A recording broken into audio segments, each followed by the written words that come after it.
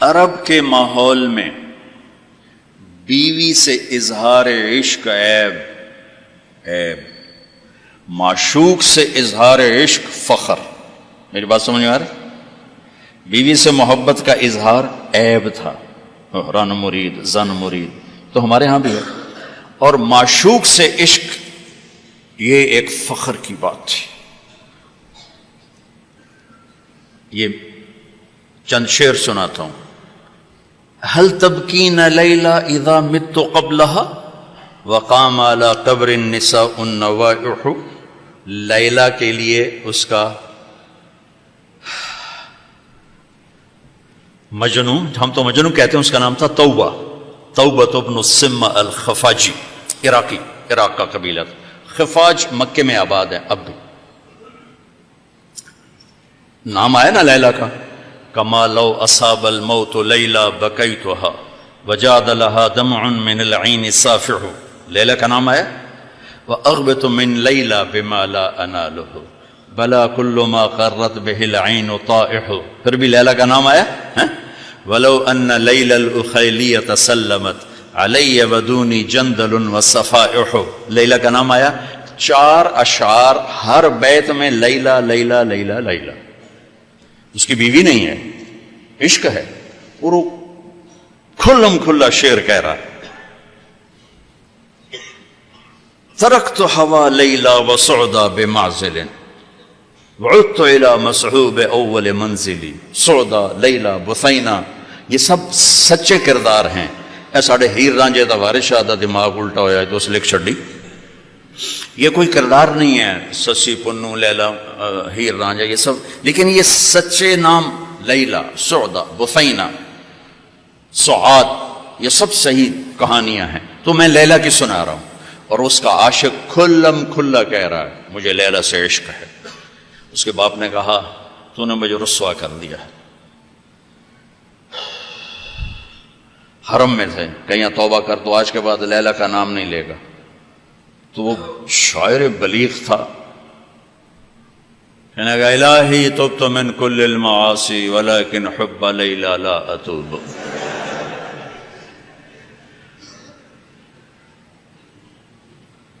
اللہم لا تسلبنی حبها ابدا ویرحم اللہ عبدا قال آمین۔ یہ 2 شعر پڑھ کے ابے کو سنا دیا کہ یا اللہ ہر گناہ سے توبہ، لیلا کی محبت سے نہیں، جو میری دعا پہ آمین کہے اس کا بھی بھلا کر دے۔ یہ میں نے آپ کو عرب کا ماحول بتایا۔ اس ماحول میں کسی کا کہنا مجھے بیوی سے پیار ہے جگر گردے کا کام۔ یہ بات سمجھ میں آ گئی؟ اب سنو، مسجد میں محفل ہے اور میرے نبی سے ایک شخص پوچھتا ہے یا رسول اللہ من احب الناس الیک، آپ کو سب سے زیادہ کس سے پیار ہے؟ اور یہ کان میں نہیں ہو رہی بات، کھلا سوال ہے، کھلی مجلس ہے، اور آپ کھل کے فرماتے ہیں عائشہ سے،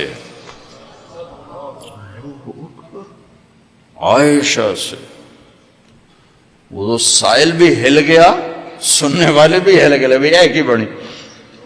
اس نے جلدی سے سوال بدلا، یا رسول اللہ میرا مطلب ہے کہ مردوں میں سے کون پیارا ہے؟ تو آپ نے نبض اس کی دیکھ لی، تو اب آپ نے کہنا تھا ابو بکر سے، تو آپ نے کہا عائشہ کے ابا سے، ابوہا عائشہ کے ابا سے۔ میرے بچوں، میرے محترم اساتذہ و مفتیان، یہ زندگی پڑھانے کی ہے جو ان کے کام آئے گی۔ انشاءاللہ رفع یدین کرنے والے بھی جنت میں جائیں گے، نہ کرنے والے بھی جائیں گے، اگر کبائر سے اجتناب ہے، محرمات سے اجتناب ہے، تو اونچی آمین کہنے والی بھی جائیں گے، پست آمین کہنے والی بھی جائیں گے۔ یہ تو مختلف ہی چیزوں میں جنت جہنم کا پھر معیار نہیں رہ جاتا، پھر اولا غیر اولا کا معیار رہ جاتا ہے۔ لیکن جو چیزیں میں آپ کو زندگی کی بتا رہا ہوں، ان پر جنت اور جہنم کے فیصلے ہونے والے ہیں۔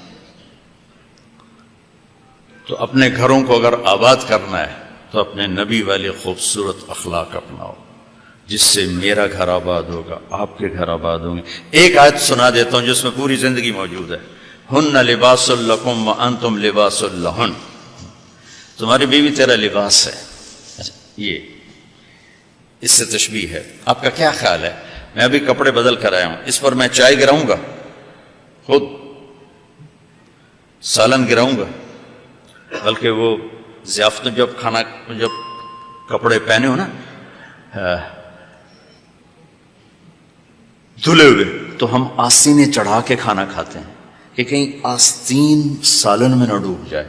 سامنے ہم کوئی رومال رکھتے ہیں کہ اس پر کوئی سالن کا قطرہ نہ گر جائے، کوئی چائے نہ گر جائے، کوئی داغ لگے تو فوراً دھوتے ہیں. کبھی دیکھا کسی نے اپنا کرتا پھاڑنا شروع کر دیا ہو؟ میں قربان جاؤں، قرآن کیا کلام ہے. ایک لفظ میں پوری زندگی سمجھا دی کہ جتنا لباس کو بچاتے ہو اتنے اس رشتے کو بچا لو تو زندگی آباد ہو جائے. ہن لباس لکم وانتم لباس لہن. اللہ عورتوں سے بھی کہہ رہا ہے کہ تیرا خامن تیرا لباس ہے، اور ہمیں کہہ رہا ہے تیری بیوی تیرا لباس ہے. دونوں کو اللہ نے سمجھا دیا کہ جتنا لباس کی حفاظت کرتے ہو اتنا اس رشتے کی حفاظت کر لو تو گھر آباد ہو جائے. غریب کا بھی مالدار کا بھی. گھروں کی آبادی کا تعلق نہ علم سے ہے، نہ فتوے سے ہے، نہ پیسے سے ہے، نہ فقر سے ہے. گھروں کی آبادی میٹھے بول سے ہے، اچھے اخلاق سے، محبت سے، اظہار محبت سے. ڈاکٹر عبدالحی رحمۃ اللہ علیہ کی پڑھ رہا تھا میں واقعات، تو اس میں انہوں نے خود ہی اپنا ایک واقعہ ارشاد فرمایا کہ میں اپنے ایک مرید کے گھر گیا کھانا کھانے، تو کھانا بہت بڑھیا تھا. تو فرمایا کہ کس نے کھانا بنایا؟ کہا جی بیگم نے. کہا بلاؤ. بلا کر کہا بیٹی آپ نے کھانا بہت اچھا بنایا تھا، آپ کا شکر گزار ہوں. تو اس نے رونا شروع کر دی. تو ڈاکٹر صاحب رحمۃ اللہ علیہ فرمانے لگے بیٹی رونے کی کیا بات ہے؟ کہا حضرت آپ کے مرید کے پاس 30 سال ہو گئے، ایک دفعہ کبھی اس نے نہیں کہا تو نے کھانا اچھا بنا. بھائیو حوصلہ افزائی کرو، تعریف کرو. دیکھو خوشامد حرام ہے، تعریف تو حق ہے. وہ جو آتا نا اس کے منہ میں مٹی ڈالو، اس سے مراد تعریف نہیں خوشامد. میں بڑے اشکال میں رہتا تھا کہ حوصلہ افزائی تو حق ہے، اور یہ آ رہا ہے کہ جو تعریف کرو اس کو منہ میں مٹی ڈالو. تعریف تو حوصلہ افزائی ہوتی ہے.